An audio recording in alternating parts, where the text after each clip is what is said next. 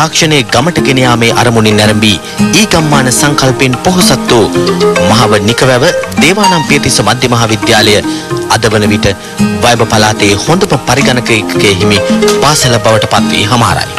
ඒ සිසු දරුවන්ගේ මෙන්ම ගුරු පවතුන්ගේද උත්සාහයේ ප්‍රතිඵලයක් ලෙසයි.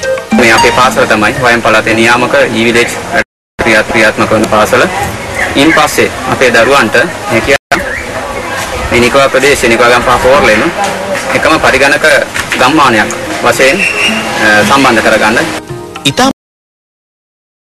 මේ පාසලේ පරිගණක අධ්‍යාපනයේ අද පවතින දියුණුව කොතෙක්ද යන්නට මේ දරුවන්ගේ හැකියාව මෙන්ම අනාගත බලාපොරොත්තුද සාක්ෂි සපයනවා.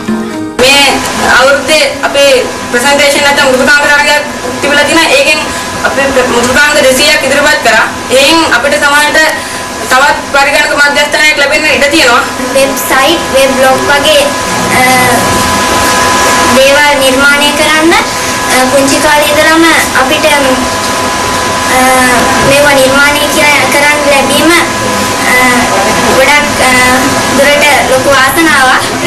හද්ද පිටිසර සත්කෝර්ලේ ගොවි දරුදරියන් තාක්ෂණයෙන් මෙන්ම සම්පත් වලින්ද පොහොසත් නගරයට අභියෝගයක් වුවහොත් ඒ රටේ ජයග්‍රහණයක් ලෙස සිතා සතුටු වී ගමට තව තවත් සංවර්ධන ප්‍රවේශ ළඟා කිරීමට බලධාරීන් උනන්දු විය යුතු නොවේද?